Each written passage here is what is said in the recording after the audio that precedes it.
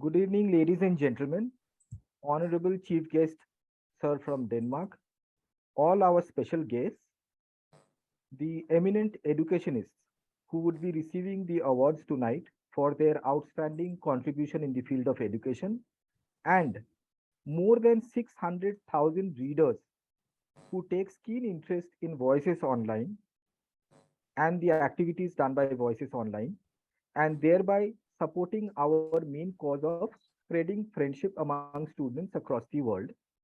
I welcome you all to Dr. Radhakrishnan Award 2022. I will now request Tathagat Choudhury, who is a well-known actor, scriptwriter, director, and more importantly, a teacher. So he will proceed with the event now. Thank you.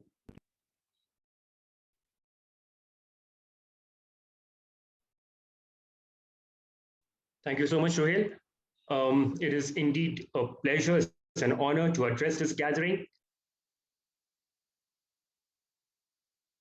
I'm slightly nervous while addressing a gathering, while addressing people, and I'll tell you the reason why. So it was when I was in the fifth standard, and there's a school in Royd Street, the Assembly of God Church School, and we had this gentleman who came to address us, and he said that God loves little children, and do you know why? So I raised my hand and I said that yes, I have an idea. I think God loves little children because they are innocent. And he, with his trademark smile, he looked at me and he said, "Are you innocent?" And since that day till date, whenever I'm in the presence of Mr. Hartnett, I somehow get tongue tied. There's a lot of respect for Sir. All these years, I've been learning a lot from him, a perfect role model for me. And whatever little that I've managed to do in life, I really owe it a lot to whatever I've learned at the Assembly of God Church School, and because I had mentors like Mr. Hartnett. Well, sometime around 2006, if I remember correctly, I was selected to represent India in a theater science project. It was fully sponsored trip for me. It was for the first time I was in the UK. When I was in London and I was traveling using the Jubilee line there, for some reason, when I was traveling, we came to Bond Street, and when we were kind of near Trafalgar Square also, for some reason, I was not allowing myself to sit in the same ranks, to sit next to fellow travelers who were whites. And I don't know why. I was just intimidated by their presence. I was about 26, 27 then. Then slowly, my uncle was living somewhere near Queensbury. When we started coming towards Queensbury, and I got to see more Asians, I started somehow feeling more confident. I was not intimidated, and I was more comfortable and relaxed. I was wondering why, because nobody threatened me, nobody said anything to me. But why did I feel what I was feeling? A couple of weeks later in Plymouth, I was invited for a birthday party, a 2-year-old's birthday party. It was basically my sponsor, her nephew. It was his party, and the minute the child saw me, usually 2-year-olds, they cry a lot, But this child, he was like really enjoying himself. I guess he was basking in the attention that he was getting. But the minute he saw me, he started wailing, screaming. It was slightly embarrassing for his parents. For me, it was amusing. Later on, I was having a conversation with his parents and with my mentor, Rebecca. Being a theater person, of course, she's very, very open-minded, and we were having a discussion. And she said that, do you realize, TC, this child has never seen a non-white. International mindedness. I just like to quote Noam Chomsky here. The goal of education is to produce human beings whose values are not accumulation and domination, but instead are free association on equal terms. What I feel from my limited understanding, limited comprehension skills, if I may say so. This free association on equal terms, this demand inclusivity, acceptance, appreciation. These are key features of global existence or international minded approach, where we are not segmented by boundaries created by geography, by ethnicity, by culture. And this acceptance, I think education plays a major role. 5th September, the day after tomorrow, Teachers' Day, in memory of Dr. Radhakrishnan, we will celebrate Teachers' Day. And for the third consecutive year, Voices Online has decided to celebrate the contribution of educators, really, really powerful people, huge sense of responsibility in shaping minds of the future. This year, however, we are not confined to traditional educators, not just school teachers, school principals, but even significant contributors, people who make an impact with their interaction with impressionable minds, with young minds, and which is why we are meeting here this evening, where we are going to discuss about international mindedness, whether it is achievable, if we can give a definition to this, and what is the role that education plays in building acceptance. This evening, we have a special friend with us, and we will ask him to set the ball rolling. His Excellency, Mr. Freddy Swain, is here with us, Ambassador of Kingdom of Denmark. Among his many laurels, His Excellency has been an ambassador to Bhutan, Japan, Sri Lanka, and India.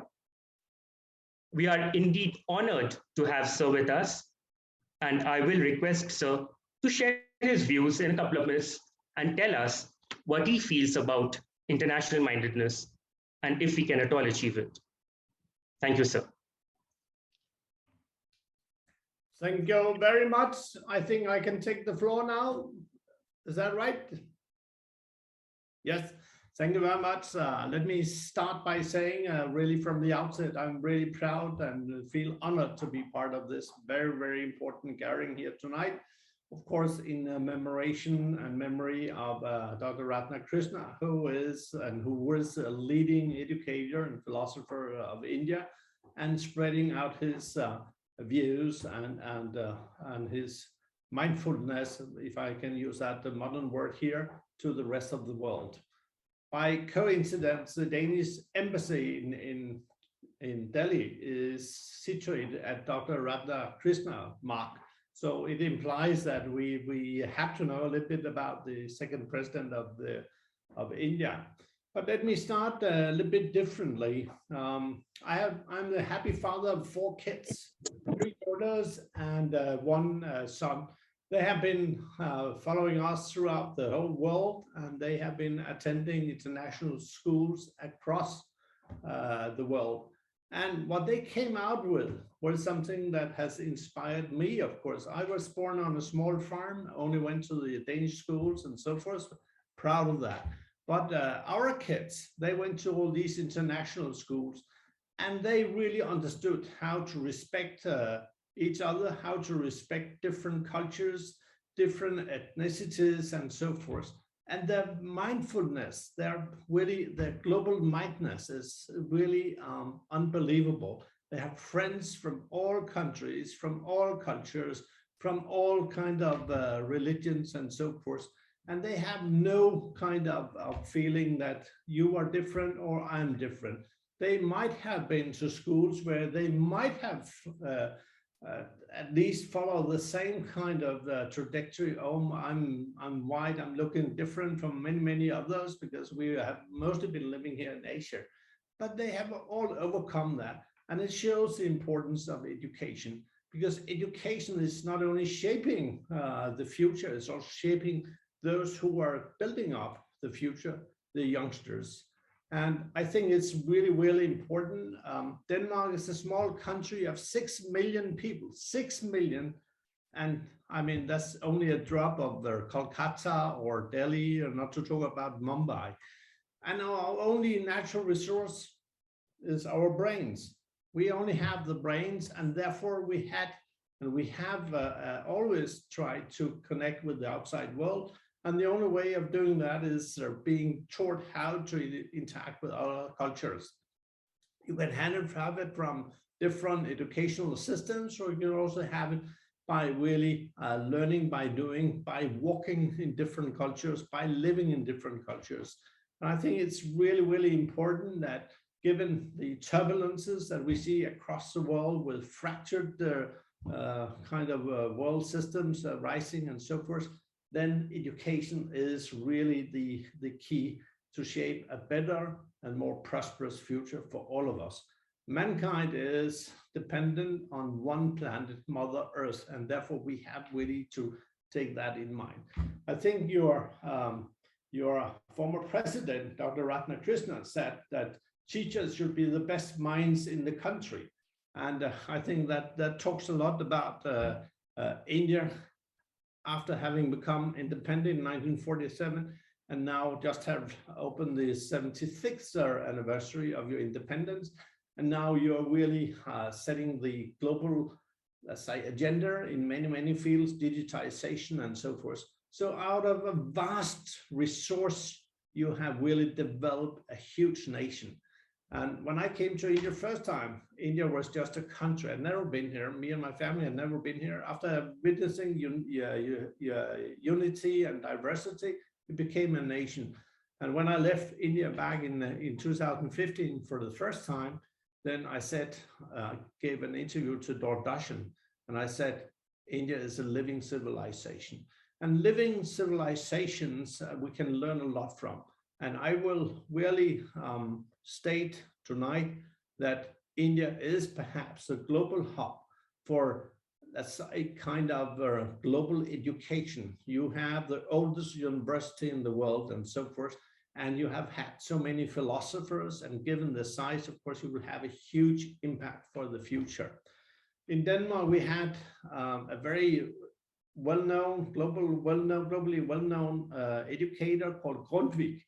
And he said the following, and I think I will just read out because I think it's important also, given the esteemed guest of tonight and those who are getting the award tonight.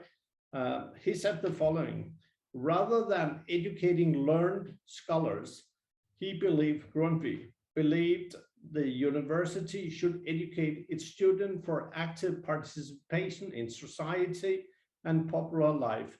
Thus, practical skills as well as national poetry and history should form an essential part of the instruction.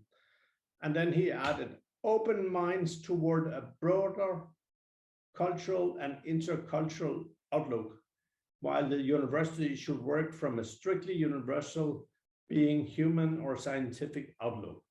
I think that sets a little bit the framework for all that. Without education, which is the need of the hour, I don't know how we will direct our future life. We need direction, and only teachers, the real teachers, like those who are doing a fantastic job on the ground, whether it's in Argentina or here in India or wherever it is, you are really the mentors, you are the gurus, and that thereby you're shaping the future, and we are all dependent on that future. So it's about empowerment, and it's about really also, let me add this, now we are almost only male tonight. Happily, there are also a few females and among the awardees, but gender equality is so important.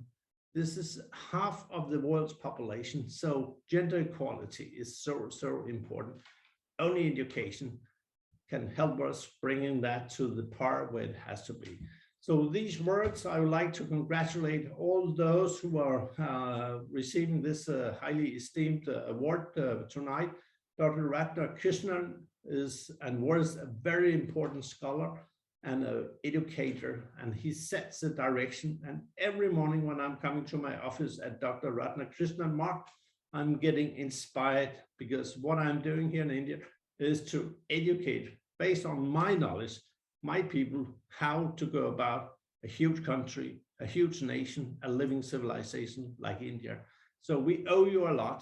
And I've been here, serving here 9 years as an ambassador, in 10 years.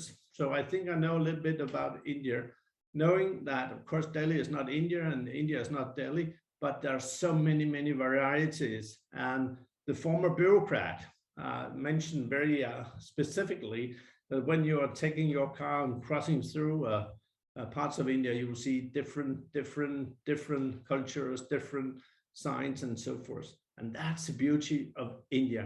India is the global hub for education, and may you spread the philosophy and the way in which you are engaging towards the whole world. Thank you very much indeed, and all the best to all of you. And may the voices be heard not only by 6 lakhs, but by many, many crores across the world, because you are an important platform promoting intercultural understanding and promoting friendship and trust in each other. Dhanyavad. Thank you very much. Thank you, Your Excellency. That really means a lot to all of us.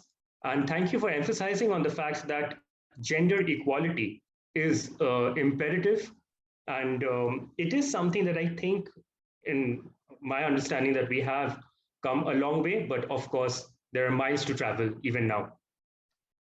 We have with us the recipient of the first Dr. Radhakrishnan Award. Now, let me just say one thing here, with all humility on behalf of Voices Online. We sincerely acknowledge, respect the contribution of every single educator, of all the teachers, those who have, especially in the pandemic times, who have made use of another platform, made the significant shift to another platform, and kept education or imparting education alive, despite all odds. And it is just that there are a couple of educators that we wish to express our gesture. We want to do this. This is actually an ever-expanding family. Every year, we want to have new faces. We want to kind of reach out to more teachers, more educators. And here, we just want to keep increasing this bank and keep benefiting from their knowledge and what they have to share. So we have with us one of the first recipients of the Dr. Radhakrishnan Award. I've already mentioned about Mr. Hartnett earlier, and I'm glad that Sir is here. Former principal, the Assembly of God School, Calcutta, GEMS Education, Dubai. Sir, if you will please share with us. I'll tell you what actually, I won't say baffles me, but a question that I keep contemplating, that we are so confined to syllabus, and this has been ever since I was studying, and whether be it the national board, the international curriculum, even in international baccalaureate, when there is criteria to be kind of, syllabus to complete, how much time do educators actually have to reach out beyond the prescribed text? And just a thought that I wanted to kind of discuss and share with you. And we would all like to get enlightened with what you have to share. Yes, sir. Wow, that's Your Excellency. Thank you for kicking us off to a good start this evening. Denmark, one of the biggest contributions to the world that I appreciate is Lego, and my children also. And I still play with Lego now and then. So thank you, Denmark. Tathagata, what you have said is, it's quite a lot to cover, but I do not know, I cannot speak for others, but I myself have managed somehow to go beyond the syllabus in many areas. When it was not fashionable, I believed in going beyond the boundaries of a subject. I used to teach English and English literature, and we would discuss history, geography, and planets, and all sorts of other things, because those are important as well. And sometimes stories which had moral impact were also part of the interactions together. So I think teachers who go beyond the expected syllabus are the ones who will make the impact the most. I have worked in Dubai, where some of our schools, GEM schools, had over 80 nationalities in one school. So those were really global citizens coming out of those schools. They interacted with so many communities. By the way, Dubai has over 200 nationalities in that one city. And so maybe there are schools which have 100 nationalities in them. And they all are united by the love of their school, by the love of their country, which in this case, apart from their own home country, is the UAE. And somehow the ethos there is such that it's easy to get along and learn together. Now, to go beyond the syllabus, that's up to the individual teachers.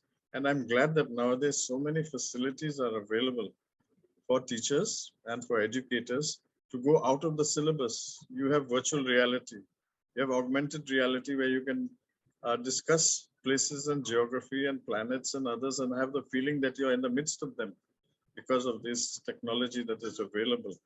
And so I think there's no limit to what an inspired educator can achieve nowadays once he's given free rein to use his or her talents. International mindedness is good. Unfortunately, perhaps as others will mention, I let them speak. There are so many phrases that are tossed around, state of the art, smart boards, when actually they're neither smart, they're only whiteboards.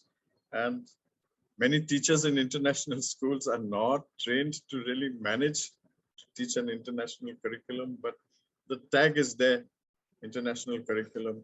So what we need to aim at is actually global citizenship in our students, in the people we interact with, because the world is, the boundaries are shifting in spite of the fact that there are wars and that there are conflicts and that difficulties between countries.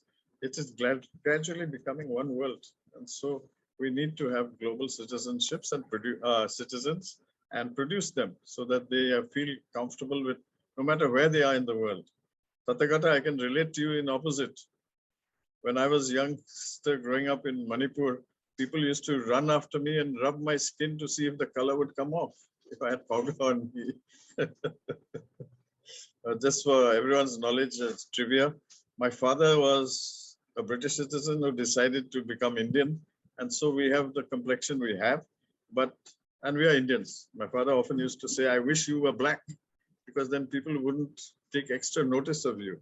But we've had our struggles, but my skin is still intact after all the rubbing and checking as to the quality. But global citizenship, teaching about others, interacting with other nationalities is so important. And that, I think, is the future of education, where the boundaries between countries are removed and you can interact one with another. Some schools are doing it where they adopt classes in other countries and they interact together, and there's a very good rapport between nationalities, children, teachers, and that's a future that would be a happy one, where the world is truly begins to feel that they're one family. Thank you, Tathagata. I'll stop here. Thank you so much, sir. I was wondering whether we are going to have a exhibition, a display of your trademark bits, but your sense of wisdom and the fact that you have traveled, the miles that you have traveled, that always reflects in what you have to share. Thank you, sir. Since we were talking about the digital platform and the fact that we have made this paradigm shift, we heard sirs talk about the whiteboard, which is not really the smart board, it's just white.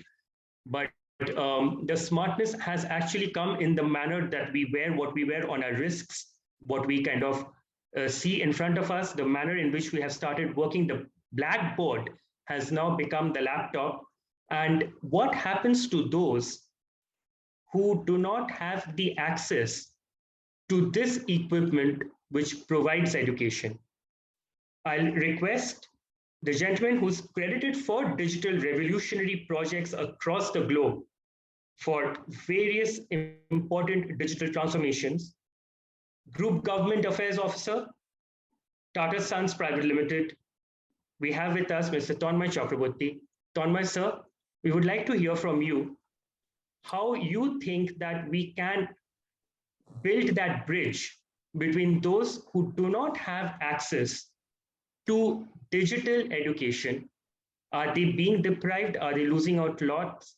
And what can be done about that community as well, because they too deserve education. In international mindedness, how much inclusivity can actually be practical. Sir, we would really like to hear from you. Thank you. Thank you very much, Tathagato. And it's a pleasure for me to be here this evening. And it's a delight to be amongst what I consider the most active foreign diplomat in Delhi today, His Excellency Freddie Swain, the Ambassador of Denmark. You can't have a more visible ambassador crisscrossing the country, getting involved in so many initiatives, getting into the minutiae of engagement with Denmark and India across so many sectors. So my compliments and kudos to you, sir, for being such a friend of India. I recall distinctly Father Buntain and Mrs. Buntain in Assembly of God Church School when I had the privilege of getting admission when I was in class 5. And I remember distinctly the free lunch, very hot, sumptuous lunch that was offered to all the students. Regrettably, as soon as I joined Assembly of God Church, within the first month, I got the confirmation from my parents that Lamatnia had actually chosen me. So I had to move from Assembly of God Church to Lamatnia in Calcutta to do my education. But I distinctly remember the assemblies in the morning and Father Buntain coming, and Mrs. Buntain was so active amongst the students, and it is a distinct memory that I carry for the rest of my life. Tathagato covered a very pertinent topic, and I would say that when you look at the conflicts that are going on around the world, and if you look at the political leadership, drawing physical boundaries and creating conflict amongst the people. And at the same time, if you look at the sentiment and the psyche of the youth or the younger generation around the world, who many of them have access to the internet, they are actually getting globalized digitally rather than the conflicts physically that are being thrown upon them. When you put, as the experience of Dubai mentioned, 80 nationalities living together, coexisting with each other, I think that generation of the humanity is at an absolute, what should I say, at an absolute difference in thinking versus the political dispensation that is governing and ruling the world today. There can't be a more of a disconnect than the two. And I think what the political leadership of countries need to realize is that, the more they keep creating these conflicts, whether it's the West and the developed versus the developing, whether it is the war economy based national economies, whether it is, the developmental funding based driven kind of economies, the next generation are getting access to information around the world, and they are absolutely at a disconnect with the rest of the world insofar as their ability to internationalize their thinking thanks to the technology of internet. And as you correctly said, Tathagato, that unless we bridge the gap between the rest of the young generation and give them access to the internet, we are creating what is called a digital divide. And that digital divide is going to be very, very lethal for the next generation, where there is going to be two classes of society, the digital haves and the digital have-nots. And therefore, I think the economies should be focusing on broadening the access to the internet, providing children not with laptops, but bring all the content to the mobile. The ability for the youth to consume data, information, access to their classrooms, as has been evident during the COVID period, has actually happened through smartphones much more than static computers or iPads or laptops around the world. Young children all over the countries have now access to smartphones, And I think the governments will do well in embarking upon programs to provide or maybe have like no child left behind. There should be a mission of no child without a smartphone can be left behind kind of a mission, because that is the way in which you can equip and give equal opportunity to the next generation to get access to technology, access to information, access to the internet, and therefore uh, supplementing the physical education with the digital education. That's what I believe is the need of the hour. And the more conflicts that happen around the world, the next generation are actually the true generation of humanity who consider the world as their only resource. It doesn't seem that we have learned anything from COVID. We are increasing our conflicts. And as the ambassador said, that the earth is the only asset that humanity has. And we are all very, very busy in dismembering ourselves around the earth, whereas the next generation don't care about these thoughts. If you ask a young Pakistani boy or a girl who has not been mentally doctrinated, he has no issues with India. Neither an Indian youth has any issues with the Pakistani historical issues. They're ready to forget it. And I have been to Pakistan and I have seen on the ground, taxi guys don't even ask you for fare. They say the moment they hear you're from India. So how much of a more staring in the face of the reality do leadership need to understand that we need to bind the world together rather than creating conflicts and dismembering ourselves into sects, into regions, into blocks of economic power or economic depravity, etc. So I will not go on, but I would say that I am very confident that the next generation will definitely take up cudgels of leadership when this generation retires. And I would see a much more internationally oriented, internationally globalized youth generation emerging in the world in the future. Thank you. Thank you so much, sir. I must tell you that that is really encouraging for the Youth Brigade to hear.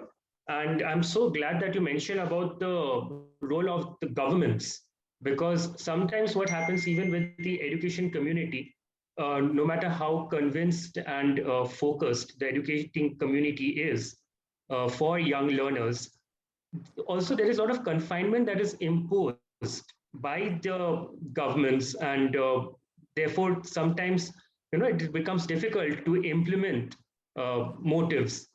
And I'm really glad that you mentioned about the role of the government, because who I will now request to share with us his perspectives. And this is, I think, the beauty of such a conversation of this nature. You see, on a Saturday evening, couple of days away from Teachers' Day, we have all gathered here.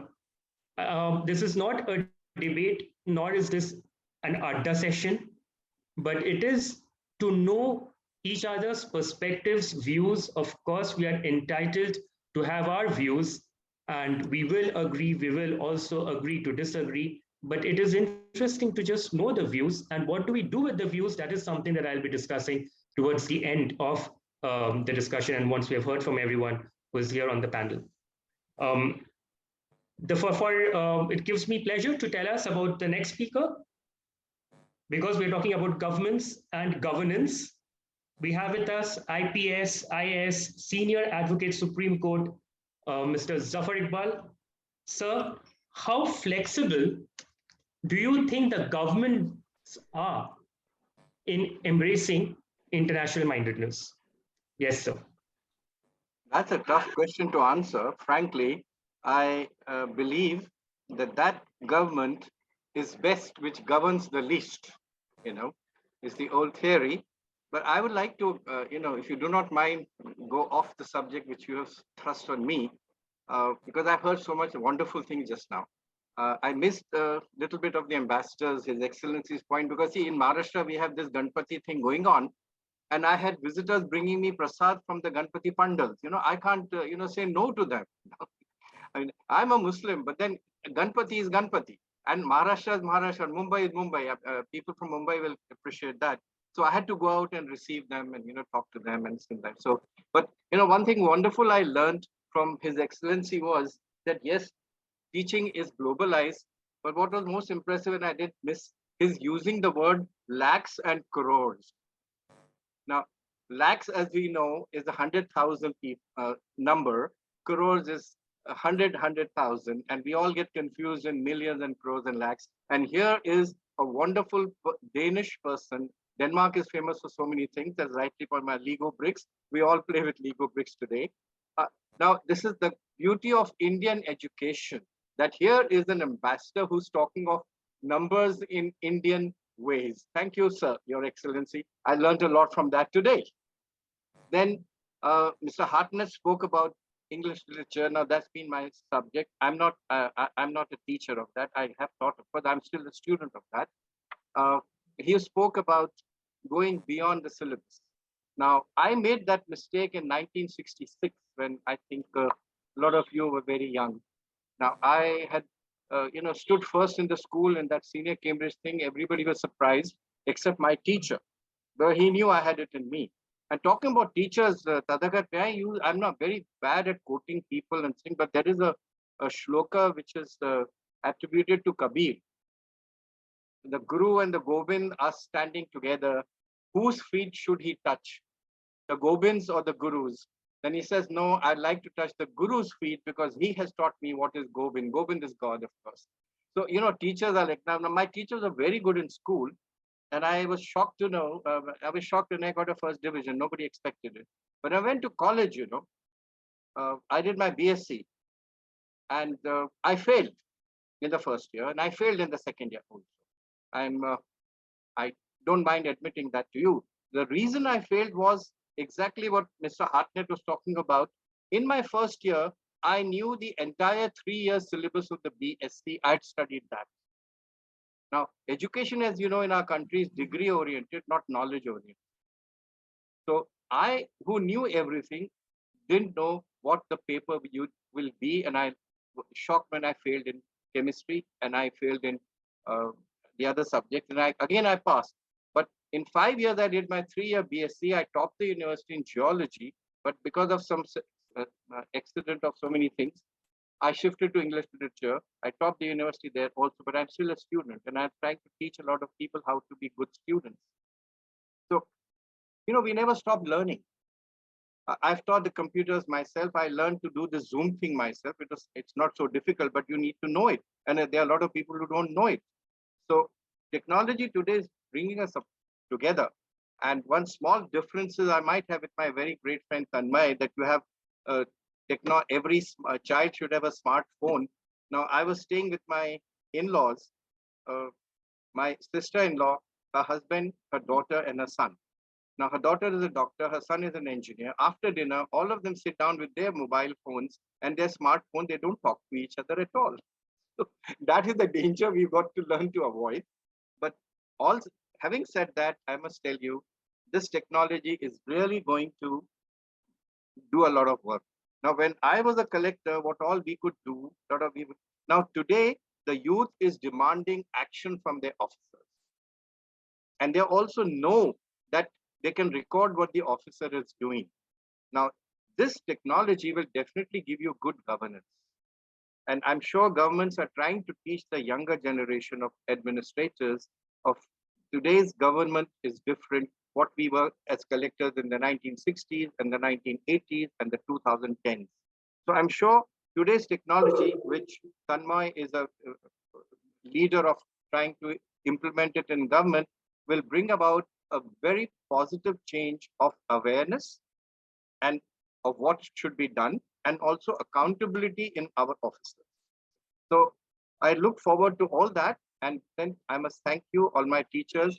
I'm very happy to listen to all of you because you never stop learning. I remember my teachers' names, but I don't remember the politicians' names. So I remember you now. I remember seeing your face. I think you're one of the movies I saw somebody, but I didn't remember that. But I can tell you my teacher who's 101 years old, her name is Miss Mary Francis. And I last met her 8 years ago. She was more than 90 at that time. And she taught me, and by the way, I don't know whether you agree. I miss my hands being smashed on by my Father Pereira and Father Ribeiro. Today, you can't do that. But I'm happy. I got bashed in learning, and I think I'm perfect. I'm sorry, I'm not. I shouldn't say I'm perfect, but I try to be perfect. If I don't know a thing, I admit. Ask Anup Bose, ask Tanmay, the people, and I learn. I go to the books. I don't rely on Wikipedia because sometimes Wikipedia may not be necessary. And Google auntie is always wrong many times. So she drives you in the wrong lane, in the wrong road, and all that. So Google auntie can sometimes be good, sometimes not good. But go back to books. Nothing like Encyclopedia Britannica or something. So we have been taught to learn by the good teachers who bashed us. And hail to them. And thank you so much. Thank you, sir. Thank you so much. I do resonate with what you just mentioned. We had teachers in school, and at that point of time, I used to wonder that, like, why are we being caned? But now when I look back, when I reflect on those moments, those days, the intention that was there, I really feel that, I don't know, spare the rod and spoil the child. It is something that I do value. And of course, I mean, like these days when I get to see that to what level, like action can be taken against teacher whose motive intention is perhaps to discipline, maybe in a language, in a way, in a structure that is different from what is accepted. But where the intention is concerned and the aftermath with what the student eventually grows up with, I personally, from what experience that I've had, I do not have any regret. And I do take the risk of mentioning that. Talking about syllabus, I'll tell you that, Mr. Hartley was teaching us Discovery of India. And I do remember that even, I mean, like by the time that we had 2 terms over, we had completed maybe about 5 or 6 pages. But somehow the syllabus was still completed. It was not that the syllabus was not completed, but there was a lot of fun. There was a lot of excitement to kind of look forward to his classes. There was a lot of fun. May I interrupt you 1 minute? I took that subject because no other teacher was willing to teach Discovery of India. So I had to be a bit innovative. I had to be. I really didn't know that. But yes, I mean, it was exciting times for all of us, and because it was not just confined to what was given there in the textbook, and I remember that clearly, because we had questions and sir would patiently, and because only 45 minutes is what sir had. I think it was half an hour to 45 minutes is what sir had with him, but he was quite patient with all the questions that we had to ask him. I remember sometimes even he was telling us about letters from a father to his daughter. Now that is not a part of the text, but at the same time, we were still kind of introduced to that. And I'm glad that we had that kind of learning and education. Can I give an aftermath? I was greatly thrilled to discover, my discovery was that the students who wrote the ISC exam that year, they answered 2 questions from Discovery of India. Of the 5, many of them answered 2 from Discovery of India.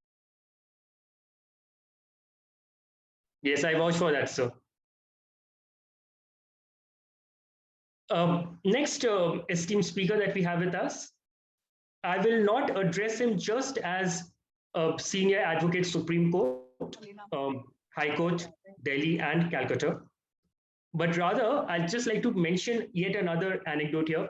So I was studying in South Calcutta Law College, and in the morning we used to have our college would start from 6:30 till 10:30, and then I would get the free time to do theater, and theatrician was formed around the same time when I was in first year, second year in college. And during this time, I won't use the word bunk classes, but somehow we would kind of, like miss classes. And a lot of my friends whom I wanted to impress, I would tell them that, what? This morning we are going to meet Mr. Anup Bose. And all of them, especially one lady I remember, she was like, forget about what impression that I was making. The very fact that we would go to meet Mr. Bose, that is what was very interesting and exciting for them. Because the next speaker that we have with us, to share his views. As I said, is not just a Supreme Court lawyer, but also a motivator. Ms. Jyoti Bisht, if I may please request you to mute yourself. Thank you so much. So he is a motivator, someone who communicates with young people in their language, who is able to influence positively. And I would request Sir to share his views on what we are discussing today, international mindedness, about what his views are as a father, definitely as a practicing lawyer, as someone who is all the time ever willing to interact with impressionable minds and motivate them. Yes, sir.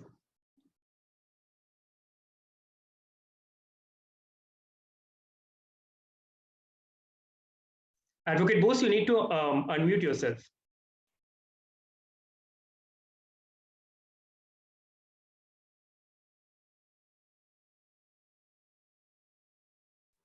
Can you hear me now? Perfect. Yeah, Yes. all right. Thank you very much, Tathagata, and for your warm laudatory sentiments. I shall concentrate on Dr. Radhakrishnan because we are here to pay our homage to him. On 5th September 2022, India and the world will be celebrating the 134th birth anniversary of Dr. Sarvepalli Radhakrishnan, the second president of India, who was a monumental philosopher, educationist, scholar, and statesman of international repute.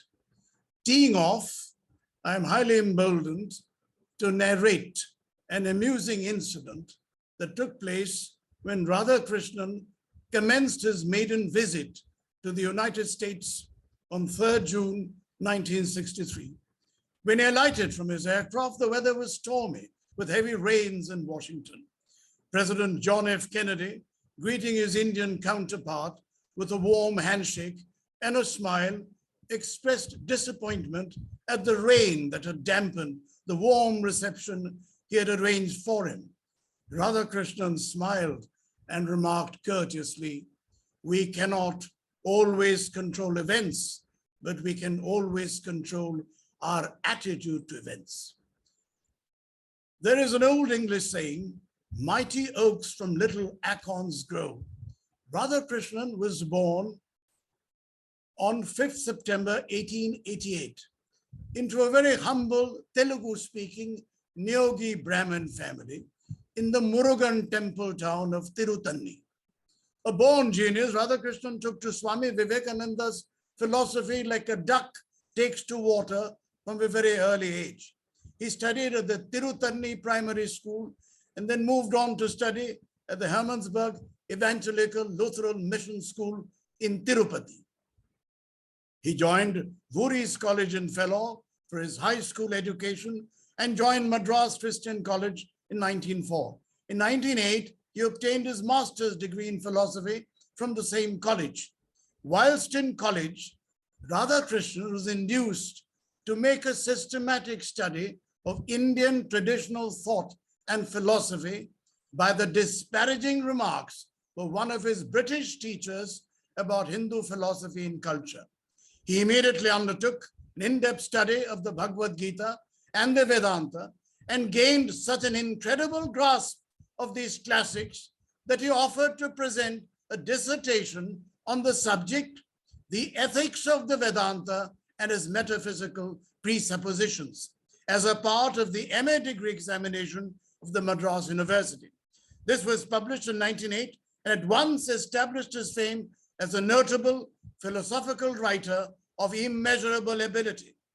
A momentous factor in Radhakrishnan's life was his incisive reading of the translated works of our prodigious national poet and Nobel laureate, Gurudev Rabindranath Tagore. Tagore's poetry and prose resonated with Radhakrishnan's own thoughts, and he believed that Tagore's philosophy was the genuine manifestation of the true Indian spirit. Radhakrishnan offered more than 20 major philosophical works, including the philosophy of Rabindranath Tagore, Indian philosophy, Eastern religion and Western thoughts, and the principal Upanishads. Throughout his entire life and extensive literary career, Radhakrishnan sought to define, defend and promulgate his religion, which he variously identified as Hinduism, Vedanta, and the religion of the spirit. And like Swami Vivekananda, he believed that complete education was the only way for the development of an individual, and aptly propounded the end product of education should be a free, creative man who can battle against historical circumstances and adversity of nature. He commenced his teaching career at the reputed Madras Christian College in 1909 and stayed there till he was appointed as a professor of philosophy at Madras University in 1918. 3 years later, Radhakrishnan was invited by the Vice Chancellor of Calcutta University, Sir Asutosh Mukherjee, to hold the George V Chair in Philosophy in Calcutta University. In 1929, he became the principal of Harris Manchester College, Oxford. In 1931, he was knighted by King George V for his services to education, but scrupulously preferred to be addressed by his academic title, Doctor. In 1939-31 itself, he was appointed the Vice Chancellor of the newly founded Andhra University in Walter. In 1936, he joined as Hibbert Lecturer and subsequently as Spalding Professor of Eastern Religion and Ethics at Oxford University, where he taught Indian philosophy with remarkable aplomb and elan. He was also elected a Fellow of All Souls College. Simultaneously, he served as the Chancellor of Delhi University, where I studied, and the first Indian Vice Chancellor of Banaras Hindu University, with the blessings of the redoubtable scholar and educational reformer, Pandit Madan Mohan Malviya. In 1938, he was elected as a Fellow of the prestigious British Academy. In 1941, he assumed the chairmanship of the University Grants Commission. Radhakrishnan was elected the first Vice President of India in 1952. For his sterling contributions to philosophy and statesmanship, the Bharat Ratna was conferred on him in 1954. He was elected as the President of India on 13 May 1962, whereupon some of his students and friends requested him to allow them to celebrate his birthday on 5th September. He replied nonchalantly, "Instead of celebrating my birthday, it would be proud privilege if September 5th is observed as Teachers' Day. From then onwards, the day has been observed as Teachers' Day all over the world." In conclusion, I am irresistibly drawn to the glowing personal tribute paid to Radhakrishnan after he became the President of India by our first Prime Minister, Pandit Jawaharlal Nehru, who wrote the discovery of India and who wrote letters to his daughter, who was also one of the closest friends and sincere admirers of Radhakrishnan. And Nehru said, he has served his country in many capacities, but above all, he is a great teacher from whom all of us have learned much and will continue to learn. It is India's peculiar privilege to have a great philosopher, a great educationist, and a great humanist as her president. That in itself shows the kind of men we honor and respect. And in the very end, I am drawn to the words of the legendary American poet Henry Wadsworth Longfellow from his timeless poem, Psalm of Life. Lives of great men all remind us we can make our lives sublime, and departing, leave behind us footprints on the sands of time. That was a Radhakrishnan. When comes such another? Thank you very much. Thank you, sir. We definitely needed to know the essence of 5th September. We are celebrating 5th September. We are having our discussions. We are expressing our perspectives, our views. But the essence of 5th September, why 5th September, that reminder was also needed. And thank you so much for sharing that with us. We also have with us this evening, yet another former recipient of this award, Ms. Shravanti Basu, Principal,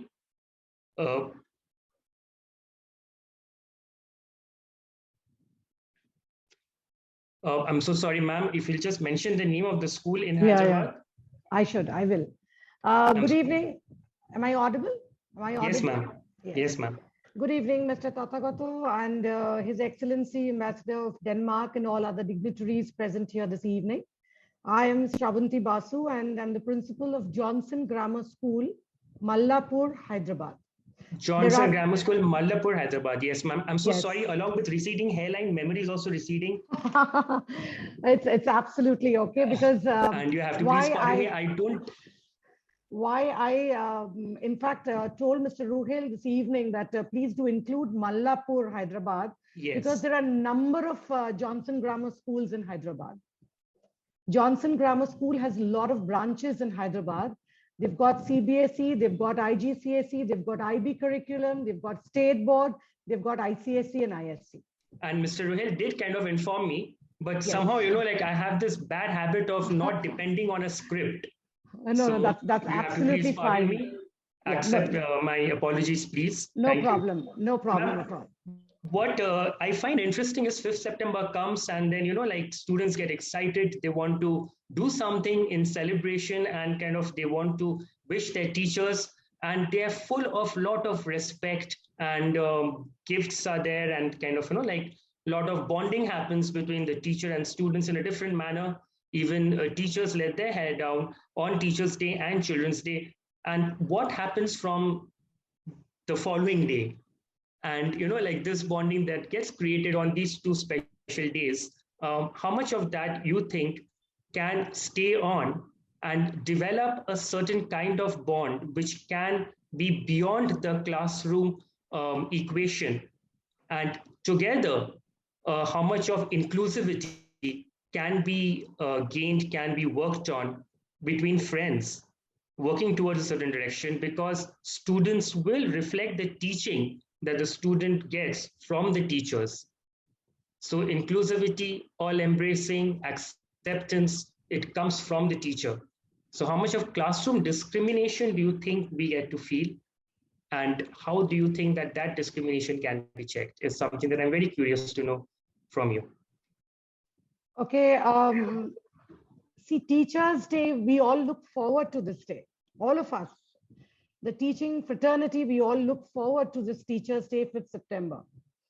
And I must also mention that children look forward to the celebration of Teachers' Day. And let me tell you something interesting here. You know, the student council members have approached me that, Madam, what is a plan? We have some planning for Teachers' Day, but remember that's done in confidentiality. Nobody should be knowing what is happening on Teachers' Day other than the principals, because we as principals need to filter certain amount of, you know, the stuff that the children would be doing it on Teachers' Day, and also need to look at the discipline part of the school. The things should not run haywire in the school on Teachers' Day. That also needs to be looked after. So everything done very, very confidentiality. In fact, the glass doors are covered with newspaper wrapping so that nothing is visible from outside. So the children, the president, the vice president, the head girl, the head boy, the captain, the vice captain, they're all together in one room. But yes, to some extent, I get to hear that somebody is going to take up my role on Teachers' Day. So I'm yet to understand how that chair is going to be handled and how that, and what are they going to come up with. So that is absolutely confidential. And on Monday, I'm coming to know what is actually happening. So that is something which children take great pride in. I could hear some music going on in the background today. We had the PTM today, and we had 3 events in the school today. We hosted the university guidance fair for the senior school. We had the ISE section PTM, and I, meanwhile, was taking the parent orientation of class 10. That was a stream selection and the introduction of the new subjects for the next academic session. So meanwhile, these children in the background, I could hear some music. That means some practice is going on, which they are going to present on Teachers' Day. You know, see, over this entire week, I must say that I've seen a lot of children gathering, the cultural in charge taking a lot of initiative with the children having meetings and trying to figure out what is going to be something special on Teachers' Day. I did hear that after a special assembly, teachers will be, somebody is going to play the role of principal, somebody is going to take up the role of some other teachers. What it is exactly going to be, that is something which is a big surprise for us. Now, Mr. Tathagata, you mentioned about gifts. That is something which is a big no for all of us. We accept greeting cards on Teachers' Day only. Nothing, not also a pen. Those days have gone. No gifts, no pen, no cake even on Teachers' Day. I respect Only this a practice. greeting. So I think most schools are waking up to this. I know what you mean, Yes. and I welcome it. Yes. And that is only a greeting card. And a child coming and wishing No a teacher. flowers, no flowers. No, nothing. Flowers can be served. Flowers can be in the form of a bouquet. Flowers can be in the form of many, a big kind of a thing. So no to everything other than a greeting card. And for me, I think greeting card, handmade greeting card is the best thing, where you pen down your thoughts.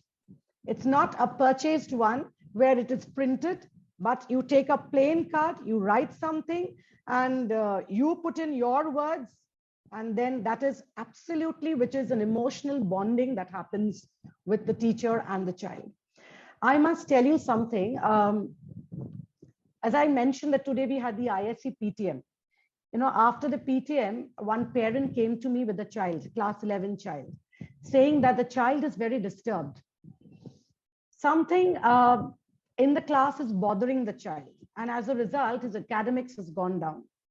So what is bothering the child? The child said that, ma'am, when the papers are given out, the answer scripts are given out, my friends, they tend to look at what I have written and they make fun of me. So that is something which is, making the child get inside the shell. And the parent wanted some kind of counseling of the child. So I said, what is next for you? Today you are in a class of 30 students. 2 students are looking at your paper. What happens after 2 years? You will be in an ocean. You will be in a college. So learn to have confidence in yourself. So that confidence building, that motivation, that emotional quotient with the teacher, that emotional bonding with the teacher, that is very important. That is where we play a very big role. I told the child, I'm not looking at your answer scripts at all, maybe single digit. I want you to have high self-esteem. I want you to present yourself well before others. I want you to carry yourself well. I want you to have self-confidence. When you walk on a road, there are several hurdles. Do you stop at every hurdle?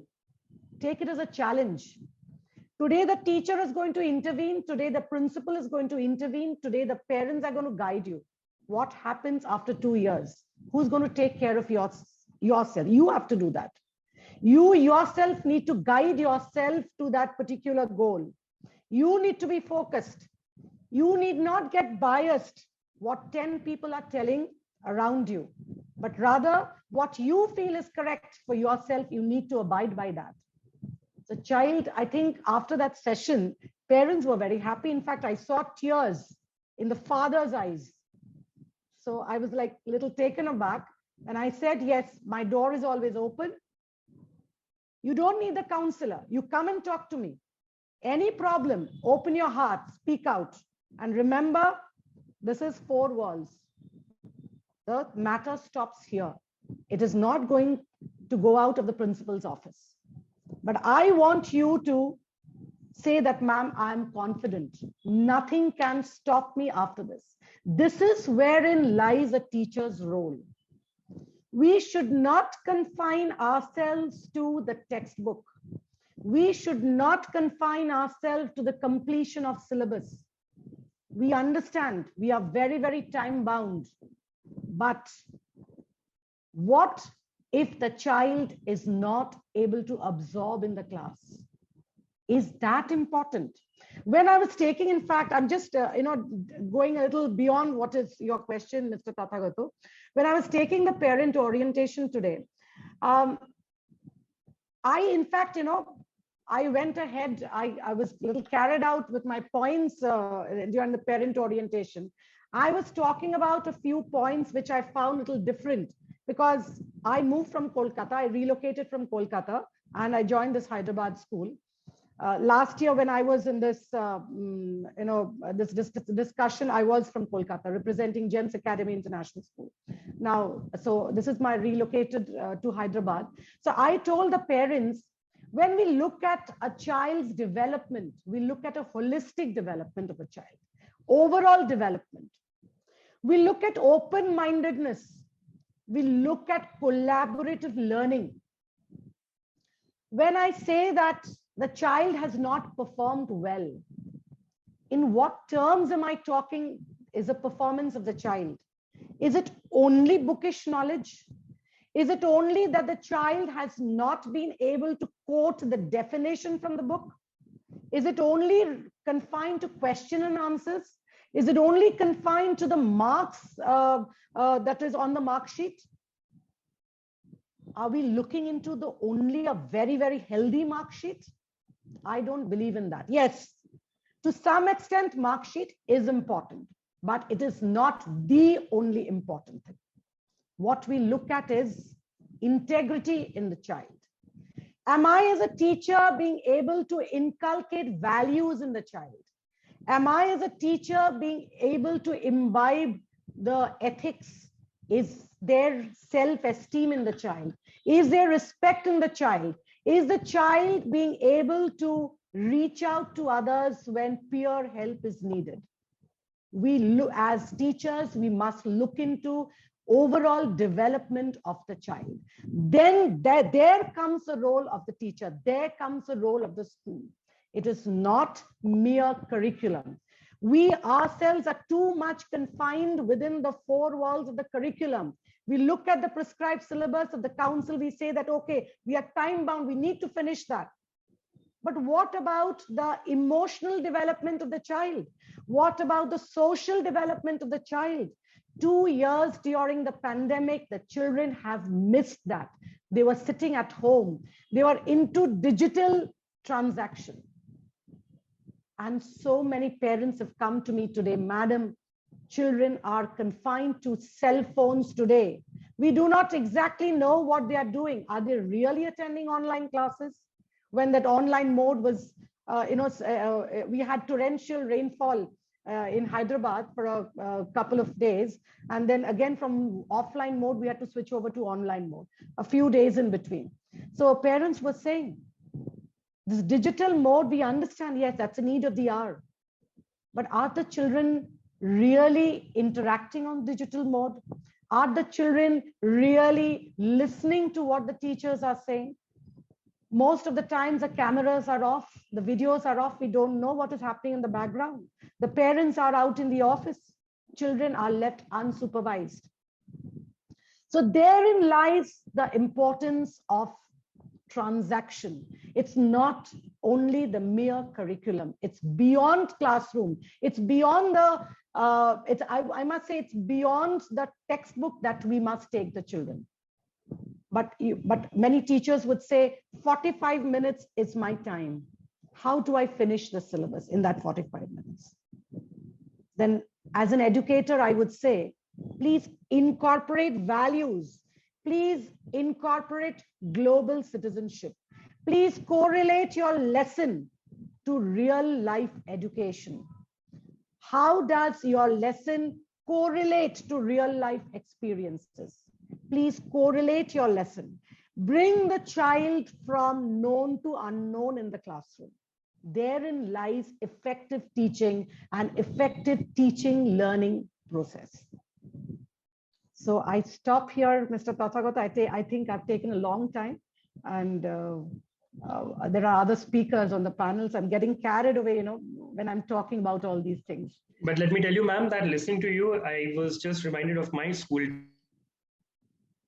days, and it just seemed like I am in my classroom and I'm listening to my teacher. So thank you so much for what Thank you you had so to share. much. I'm sure all of us Pleasure. agree to what you have shared with us. Now Thank we you so will move much. on. Thank you, ma'am. Thank you so much. We will now move on to the segment that we have been waiting for to tell you about the recipients of this year's Dr. Radhakrishnan Award. And as I mentioned earlier, it is just called Dr. Radhakrishnan Award. But here, what Voices Online is trying to do is just simply show how much we appreciate and we value the contributions made by the educators. First recipient of this year's award is the principal and head of school, Hiranandani Foundation School. We have with us Ms. Kalyani Patnaik. Thank you so much, ma'am, for being with us this evening. I'll tell you a bit about ma'am, but what I'm very keen on knowing is the path to leadership. And this is something that I'm sure like all of us will be very interested in knowing. What is the path to leadership all about that ma'am will tell us?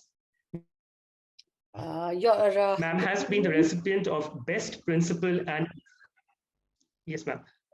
Ma'am has been the recipient of Best Principal and Woman of Substance, felicitated by the Times Group, and she has authored The Path to Leadership. Ma'am, we would like to know from you about the path to leadership and how much of inclusivity should a leader try and induce? Yes, ma'am. Good evening, Your Excellency, Ambassador of Denmark, esteemed guests at the panel, and all my colleagues. And I can see a lot of teachers who have joined us from my school, because I knew we are going to have wonderful speakers and they need to also know what each one's point of view is. Well, my journey in education has been very long. I have been a teacher and I remain to be a teacher first and then a principal later. I loved administration and so I took up the post, but side by side, I always loved to teach. And my subject happens to be economics because I'm from the D school as well, from DU like one of you. And I'm a Calcutta born, so I have the roots of Calcutta in me, very deeply rooted. And of course, I have been in Mumbai for several years. So having said this, I can tell you that I have seen different, I have worked pan-India, and I've seen the culture in different parts of the country, and I could understand what a leadership role matters to me. So when I thought about this book, by the way, it's a maiden venture, and I've been writing articles, but when someone told me, ma'am, why don't you write it? Because it's all based on observation, analysis, and experiences. And as principals, this is the only time we can give it to everybody. So I felt that the leadership role is something that everybody admires and wants to become. But before you get into this role, you have to identify your strength. And it begins from school level itself.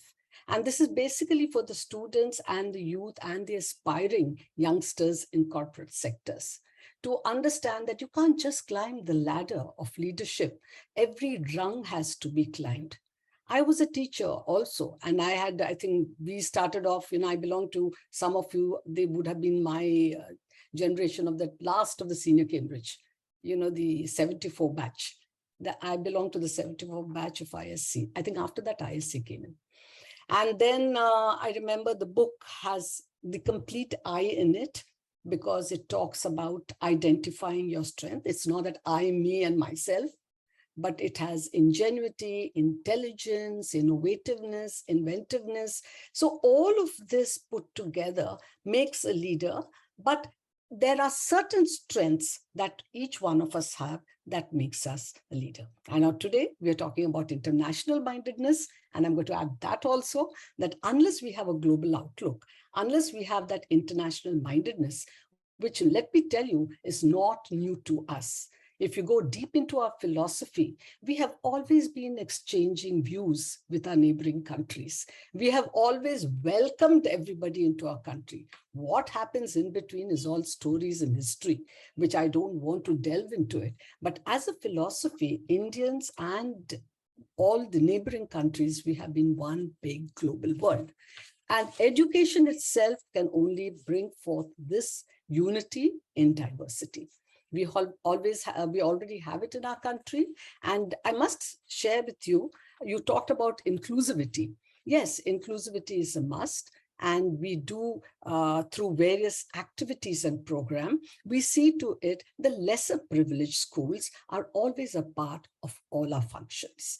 If we have a sports day, we make it a point to have a contingent of somebody in the neighborhood who always looks up at us, and we make them a part of this. We have a lot of creativity, action, service programs, outbound adventure programs. So I know education is the finest platform and the school is the best place where we can bring in this inclusivity. So sharing good minds, and I must, congratulated Voices Online, because probably we can all work together, talk about it, and get, all of them from all walks of life to talk about this inclusivity. And yes, Teachers' Day is coming, and we are also excited. And I've seen a number of Teachers' Day, but nothing has changed. Let me tell you, I've seen a number of Teachers' Day. The children are excited and they look forward. The girls are very happy wearing saris, whether it was in Dehradun where I taught or whether it was in Kota where I taught. I always had the girls wanting to wear saris on this particular day because they probably emulate their teachers thinking that, and even today also they want to wear. They don't say that, okay, now teachers have changed their fashion, so we're going to change our fashion. So this is how it is and how beautiful it is. I know I can go on and on, but if there is anything specific, I think I'm sure we can all get together and get together. Thank you. Thank you. Thank you, ma'am. That was truly enlightening. Thank you, ma'am. That was truly enlightening. I'm very keen on reading this book. Thank you. Thank you. So we have with us Professor Federico. Professor Federico, I'll request you to please help me out how you pronounce your surname. Is Federico Joras? It would be harassed. So in Spanish, the J would be pronounced like an H in English. Right. Thank you. Associate Professor O.P. Jindal University, specializes in public international law. Very interestingly, Professor Federico has done his post-graduation involving master's degree from Ministry of Defense, Argentina, also visited the Harvard University, and is equipped with a master's from Masters in International Law from Fletcher School of Law. And we would really like to hear his views, because here we have a global traveler, a professor, educator, and a student as well. Yes, you have been hearing what your other fellow speakers had to share, and we are very eager to hear from you. Thank you very much, and congratulations to everyone getting the award and those sharing perspectives, because honestly, I had kind of bullet pointed some ideas, and most of them were covered way more interestingly than what I could do. So a bit of a personal note, a bit of a professional note. I'm a lawyer. I don't like calling myself a lawyer. I'd rather take more pride in being an educator, to be very honest. Even though I practiced and I worked like legal advisor back home and all that, I think if there's anything meaningful I've been doing in my life, and I would argue throughout several years by now, it's teaching. I started as a teaching assistant back in the day in Buenos Aires University, where I started teaching. It's a public university in Argentina. I think for you to get an idea, it would be similar to Delhi University. So pretty different from whatever I did in the United States at Tufts University, the Fletcher School, or here in O.P. Jindal Global University. Very diverse background and all that, and a very, very, very satisfying and fulfilling experience, which I'm looking forward to returning to, as I'm returning by the end of this year. I guess that the day I finished formally studying, because I totally agree that we never stop being students, as Mr. Safar said. The day I finished formally studying my law, or getting my law degree, there was some feeling that there was an emptiness or a vacuum, you know. And the day I walked out of the stairs of my university, I said, I'm never gonna walk away from here, you know. And to be very honest, I've been living abroad for 5 years almost now, around 5 years. And every time I go back for a holiday, I take it as something sacred to go back to my course. I show up, random clothes, as if I were a student. I don't even tell the professors I'm there. And, you know, I attend classes. They usually spot me and force me to deliver something there. But I think it's nice not to get detached or, you know, lose one's roots, because I guess education is, as it was said earlier, some kind of transaction. I got a lot and I'm grateful for it. So I think I have to retribute, I have to pay back. So up to an extent, I feel it as a duty, right? Not a job. Regarding the international aspects of education and all that, I guess technology puts us in a very tricky situation in the sense that it makes things easier. It's very hard to address a class today the way it was addressed maybe 20 or 30 years ago, in the sense that anything we want to say, or most things we want to say, a formal knowledge or technical knowledge might be available on the internet. So I think that's not a very smart way. And I'm an open opponent to slides, because they make us stick to them, and professors end up repeating whatever they've got on their slides, and they don't interact with the student body. So I guess that the big challenge of the day is, up to an extent, transmit the passion that one might have, right? To show that education is about bringing down those walls and building bridges instead, right? Today, I think we're very interconnected, but we're unfortunately building more walls than bridges. And my way to break those walls is through education. I understand education as the most meaningful thing I could leave behind, or the most impactful thing I could share with somebody. And the second thing is, I try to make my students realize that education is the only way for them to understand diversity, heterogeneity, difference, and to build on that, right? And on top of that, education is the best way for them to be understood by the rest of the world. So I understand education not as an end in itself. I rather see it as a means. And what I try to do is not sticking to the course manual that much. Obviously, there are basic requirements, but I take it as that, basic requirements in terms of knowledge and topics and all that. But then I try to identify how whatever I might be sharing with a specific student, not a class, because it's too much to generalize a class, with a specific student, how he or she can relate to a topic and funnel or canalize the passion that he or she might have through whatever I'm saying. So I think the importance of the educator today having so much availability of sources and all that is to identify what might be relevant for that student, right? And to spark that passion. I guess it's very challenging. I guess not everyone is up to it, both in terms of professors and students, but I guess it's the best we can do, try to guide through that process and understand that education is a tool, a very important one, that we try to, put in our students' hands. Thank you, Professor. I quite agree with you that it is not the end, but the means, it's like the process that matters. And the very fact that you have emphasized on that, I guess, yes, it is challenging for sure. But there is at least a goal, there is a defined mission for us to achieve.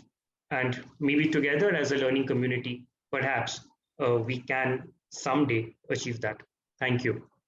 Mr. Agarwal, have you been able to am I audible? Yes, absolutely. Yeah. So I'll tell Mr. Agarwal, what I really feel is this remarkable achievement, the manner in which, you have been having schools come up in different cities, especially those cities which really need education, enlightenment, the way that you are kind of working towards it, hats off to you. The way that Set MR Jaipuria schools is kind of working towards this mission. So yes, we would definitely like to know from you, hear from you, your perspectives and your views on what we are discussing this evening. Okay, so just to begin with, I would like to mention that I'll be taking this award on behalf of my father, who is not available at the moment. So just to give you a little bit of a background, we started off with the Bansal Educational Trust back in 2007. This trust is established in Uttar Pradesh, the most populous state in the country, with the aim to provide quality education to the deprived and the children, especially in Uttar Pradesh, which is a very challenging state in itself. So we started off with an engineering institute in 2008, and then 6 years later, we took franchisee of Jaipuria Group, Set MR Jaipuria Schools, which has a head office in New Delhi, and we were the first franchisee school in Uttar Pradesh. And later on, this group expanded in more and more cities. Right now, the group has around 45 schools in states like UP, Bihar, Madhya Pradesh, and now slowly making inroads in Rajasthan and other parts of India. So it's a known reputed group in right now in North India, and now with a vision of the chairman, it's gradually expanding its footprints in other parts of the country as well. So obviously, it has been a very challenging journey starting anything from this scratch. It's really a challenge these days to retain teachers, to retain students, because right now, like we were listening to other speakers as well regarding digital modes of learning. So there are a lot of platforms that have come up in online learning. So back in old days when education was more running on traditional lines, so it is not the way right now. I think the future ahead is more of a hybrid one where digital and physical, both classrooms have to be there. So I think in that sense, our school has actually made a paradigm shift, especially with the COVID coming. Gradually, we made a shift to the digital mode of learning as well. Initially, it was tough for everyone, all the teaching members, staff, to adapt themselves to this Zoom and Google Meet classrooms, Microsoft classrooms, and all these digital platforms. But now I'm proud of the fact that all my teachers have really taken to the digital mode of learning, and not only just learning. Now it's a hybrid form of a setup that we have developed. So today we have physical classroom sessions on a routine basis, and along with that, we have doubt clearing sessions, helpline classes to support the children, doubt sessions during examination times. So that is really a challenging time. Given the today's theme, international mindedness, I would say it's already been there even before COVID, but after COVID, I think the technology has brought all of us very close. So today I can interact, like if you talk about your platform only, I'm connected to a lot of guests today sitting at my home. So I think that is all thanks to technology that we are able to share our thoughts, our ideas with people sitting across the globe. So international mindedness has to be there because future is global. I would like to relate this with the globalization that we talk about in economy. So when back in 1991, as all we know that our economy was closed at that time, but later on with the then finance minister opening up the economy of India. So a term that we normally use, LPG, liberalization, privatization, and globalization. With that, the world became a global village. So I think this global village is only getting onto another level with the technology bringing all of us closer. Today, we have social media that has brought all of us closer. We have Zoom meetings, calls. We are sitting and talking to our clients. We are talking to our vendors across the globe, obviously with a difference of a time zone, but that can be manageable. So international mindedness in terms of education, if I talk about, definitely, I think the cross cultural exchange of students, like our students going to different universities and there children coming to our university, it helps us in gaining the perspective about different universities, about the countries, their cultures, their economies, geographies, etc. So education is the platform that will help us understand and appreciate the international perspective of different countries. So on that note, I wish you all a very happy Teachers' Day. I can go on, but I would like to stop here. Wish you all a happy Teachers' Day. Thank you. Thank you. Thank you so much, Mr. Agarwal. I wish you all the very best. And may you continue with your journey. I must tell you that the director of SET MR Jaipuria Schools, Mr. Kanak Gupta, is also a student of Mr. Hartnett, a year junior to me in the Assembly of God Church School. And both Kanak and Deboshi Borat, who has connected us with Professor Federico, they are also important members of Voices Online. I wish they were here, and it would really be heartening for us to listen to both of them as well. We have heard from our educators, we have heard from the entrepreneurs, the change makers, the influencers, and those who motivate young minds. We have a young mind with us today. I'm sure there are many others as well, but he runs a very interesting platform. He runs a production house called Script Production, and they come up with a youth meet. I'm not sure whether they have so far gone global or not.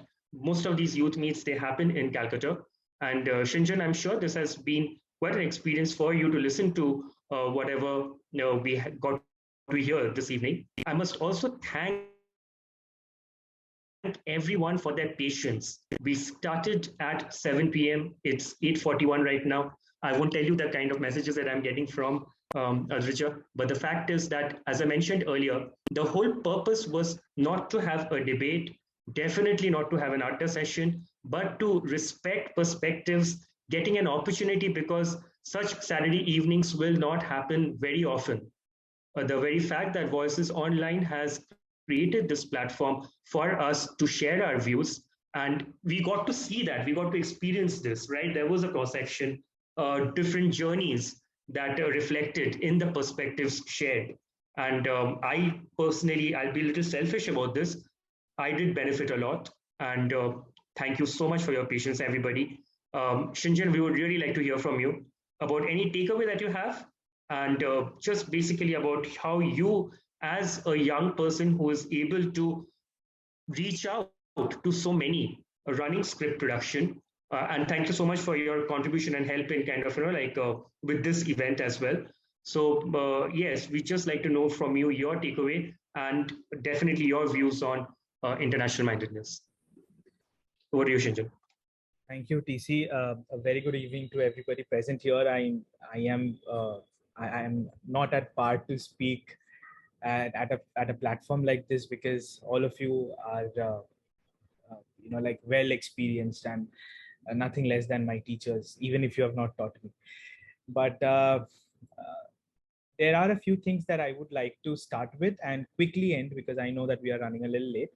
So especially even before TC said about what I do here in Kolkata, what I'm trying to do is that I have been a graduate from Don Bosco School, after which I moved out of Kolkata to understand opportunities that were waiting for us outside. I have been in Bangalore, I've been in Bombay, and I have worked with people like Amitabh Bachchan, Tinu Anand, and a few big names.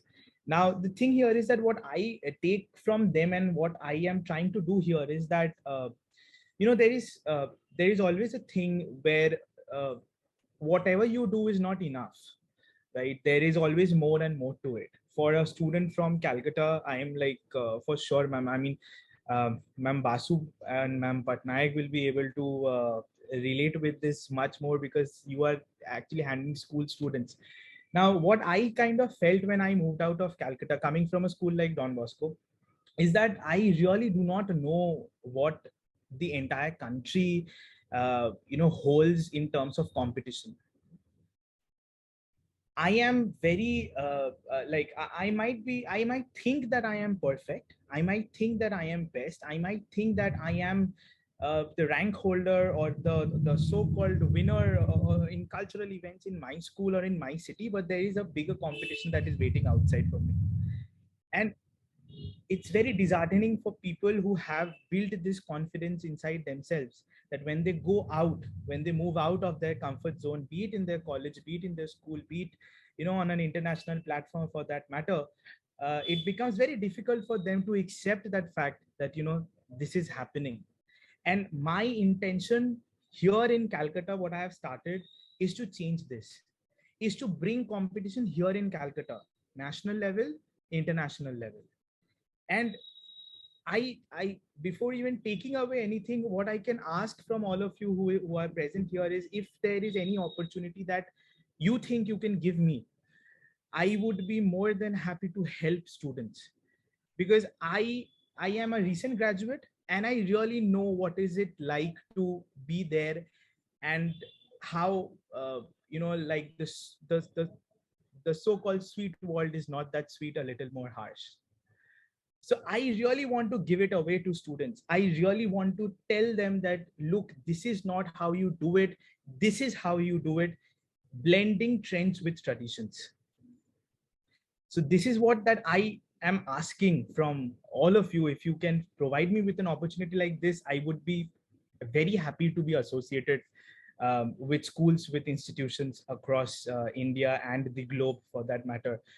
Professor Federico is also here, so to you as well. A quick takeaway from this entire thing that I can say is that, you know, what I feel is there's a lot more than what is shown to us. Students today, unfortunately, they just mug up everything that's there in the textbook. Ma'am Basu was talking about online classes. I have seen my own sister. I mean, she's either sleeping, she's scribbling something when the online classes are going on. And then when the score doesn't comes out well, the parents are going to blame the school and the teachers that, you know, my child has not studied, but nobody's going to see that the education or the mode of education was not probably meant very interesting for the child to be attentive in that particular class. What we know that what Gurudev Rabindranath Tagore did of getting the people outside the classroom, making them sit and study, you know, under the nature and environment. Now, my quick takeaway from this entire thing is that I think that education, the mode of education, the way we try to teach students must change. It must change. We have seen a lot of edtechs coming into the educational industry, giving promises that, you know, this is going to make. I have worked for an edtech myself, so I know this, that giving promises that this is going to make education better, interesting for students, but it doesn't.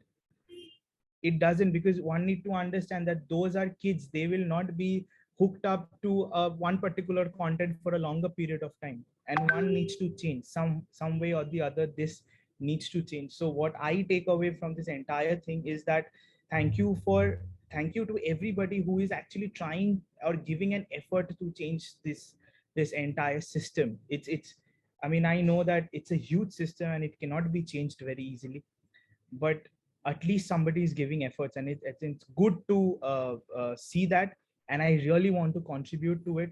I thank Mr. Ruhail Choudhury, Mr. Tathagata Choudhury, the Voices Online, and everybody here for giving me this small opportunity to speak. Again, I beg all of your pardon, because I don't know that if my views are actually, you know, like it's actually making sense to a lot of people or not. But I really think that if I was a student today, this is what I would have wanted. This is what I would have taken, or I would have found interest in, because we all have been a student at some point of the time of our life, right? And we know that how it feels like, because at the end of the day, when something is interesting to you, you don't have to go home and study. You automatically remember it. You automatically remember it. Today you go and ask a class 10 child what is photosynthesis and what are the parts that's used of a plant that is used in photosynthesis. That person will not be able to tell you. But you go and ask him who are the characters of Chota Bheem or your favorite cartoon characters, which they have probably seen at the same age they started photosynthesis, they'll be able to tell you that exact thing line by line, word by word with dialogues. Because we all know the favorite dialogues of our favorite films. But if I ask anybody what was the headline of today's newspaper, I mean, nobody's gonna be probably able to tell me exactly word by word what it was. So the fact that mode of education needs to change from here. So this is what that I have to give and take away from here. And again, mentioning through this platform that I am really willing to get myself associated with different institutions if given a chance. So thank you everyone, and happy Teachers Day in advance to everybody who is present here. Thanks a lot. That was straight from the heart, Shinjan. Thank you. I really like the way that you managed to articulate your thoughts, very genuine. And I'm sure we are able to resonate with your thoughts and views and your takeaway, of course. Just quickly, I'd just like to add what Shinjan was talking about. My friends in theatrician, Dhruv, Kanak, myself, we are trying to work on a module where we are planning to use theater to impart all possible chapters from every subject. How theater can be used to study chemistry, creating characters, giving them dialogues. And I mean, like, theater is something that I'm not only passionate about, but it is my purpose of existence. And I happen to be an accidental teacher. I'm glad I got a job during the pandemic. But it is theater, it is films that I am passionate about. And that is what I guess helps me resonate with young people like Shinjan. And having said that, yes, we would love to stay in touch with everyone present here this evening and continue this dialogue, continue with this conversation. But as I mentioned earlier, I think it merits repetition. The whole purpose is not just to have this discourse, but also to kind of, see if there can be an exercise to follow. If I may please request, especially the schools that are represented here, if you will kindly ask your students to check this website, Voices Online, give views, and what are the changes that they want to see? What are the kind of changes that they want to experience, that like how we have heard Shinjan talk here? I'm sure your students also, they look forward for that platform. And these days, there are some jargons that we have come up with. There are a few words that I keep hearing in different schools. I'm sure we mean them, but talking about them is one thing. Voice and choice, for instance, talking about them is one thing, but giving some sort of pragmatic medium, some sort of an exercise, and seeing to it that they fructify, they're seeing that they actually yield result. That's another thing that I think that as educators, we can take up that challenge. So if you can please ask the students to just mention that, what is it that they feel about inclusivity? What are the challenges that they have when it comes to inclusivity? And just basically about what are the changes that they would like to experience in the education system. Send those articles to Voices Online. I'm sure Voices Online, the editorial team will be going through the articles, and we will publish the articles. And that way, educators will also get to hear the voices of students across the globe. And about choices, well, I always believe we talk about empowering, but I think empowering comes later. First is enabling. We need to enable the student to enjoy the empowerment. So that is something that I think we can all work on together. Thank you so much, Ruhail, for this opportunity. Mr. Ruhail Choudhury, founder, Voices Online. I know that we have taken some time, but I think it was worth it. Mr. Imran Zaki unfortunately couldn't join us this evening, but Ruhail, over to you for your closing words. Thank you everyone for joining in. It was really a privilege, and obviously this was an online event, but we will be separately contacting you and trying to. Achha, Mr. Zaki has come in, so TC, if you can just quickly present to Mr. Zaki also his award. Oh, super. I'm glad that Mr. Zaki is here. So the presentation of the award, as Mr. Ruhail Choudhury just mentioned, that, we will be kind of sending certificates, and Voices Online has this planned to kind of reach out to the schools that are represented here. Mr. Zaki, philanthropist, educator, and an entrepreneur with a social cause. I'm glad that Sir is here with us. So we have been discussing a bit about international mindedness. We would love to hear from you as well, because you have been working a lot with young people, and definitely we want to know your views. So if you can please kind of, like enlighten us with your perspectives and your views. Thank you for joining us. Thank you. Thank you, Tathagata. I hope I'm audible. Yes. Yes, sir. Yes, sir. Absolutely. Thank you, Tathagata. Thank you, Ruhail. I'll just make it short and sweet. As it is, I'm a man of few words.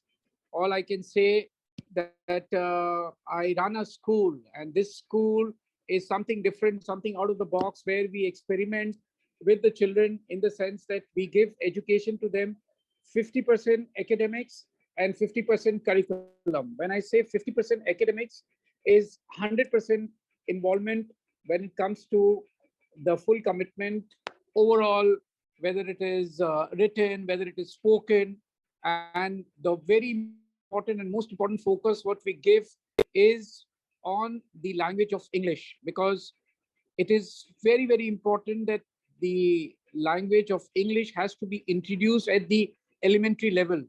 And while we are in India, we have to realize that the kind of privilege we had got while we were in school. For example, I was in an Irish Christian Brothers school, and most of the Irish Christian Brothers have taught me. So the kind of privilege what I had, the whole idea is to give them that kind of a privilege, because they come from a different background, economically challenged background. While we talk about the other 50% curriculum, in the curriculum we talk about the inclusiveness. So it is not just reading out from the textbook, it is not just completing the syllabus. It is a practical one-to-one kind of interaction. It is to give them motivation, is to give them interpersonal skills. Also, I've been attached to an organization where I passed out from, which is known as St. Xavier's College, Calcutta. So our college has a very active alumni, and I'm proud of the fact that our college alumni is perhaps one of the most active alumni in India. And we are proud of the fact that our college has contributed to a university, in the sense that we are largely responsible under the guidance of Father Felix Raj to work out a university where a contribution of more than 325 crores have already been put in. And all these things have mostly come in from the alumni. I'm also part of an organization called FACES, which is like an umbrella body of all the active alumni of schools and colleges, basically in our city, Calcutta. When I was the secretary in St. Xavier's College Alumni Association, we had contributed to our alma mater, which is in Park Street. And then we realized that if one alumni can come forward and do so much for an individual institution, so we thought that it would be a good idea to bring all the alumni together so that we can somehow identify common grounds and work on positive paths. So that is where we stand, and this is our focus. Right now, our school is up to class 10, but we give all the support to our children. We have about 7 children in our school. In class 11 and 12, we give them career guidance.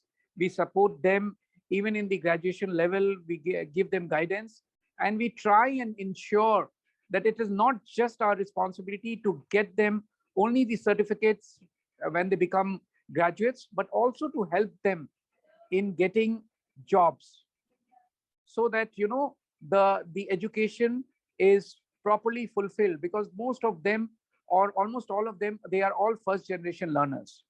So that is what our aim and objective is. Somehow we have reached some steps, and I'm sure in times to come, and having a body like this, we should also try and find common grounds, that we should come together collectively, have some goals, and start working towards it.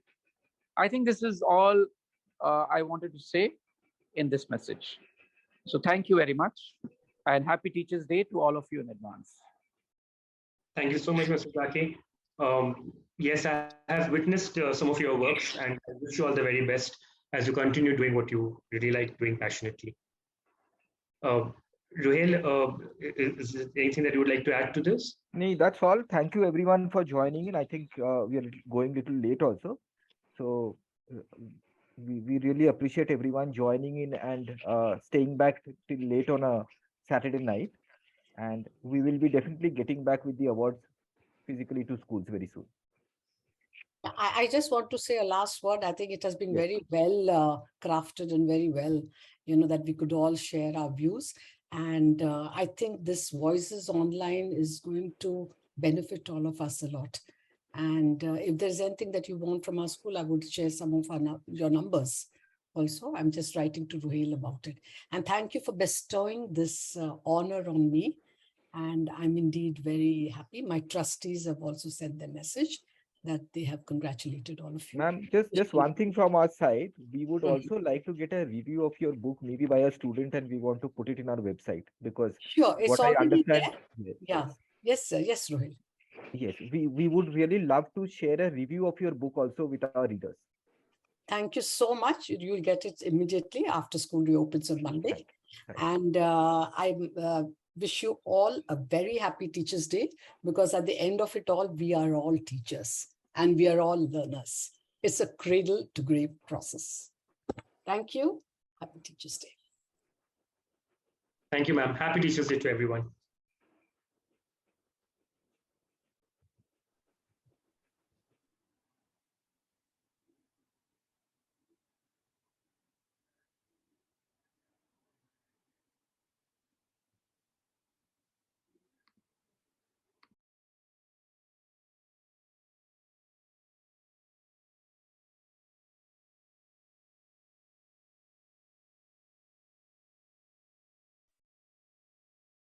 Is the end of today's and the beginning of more sessions?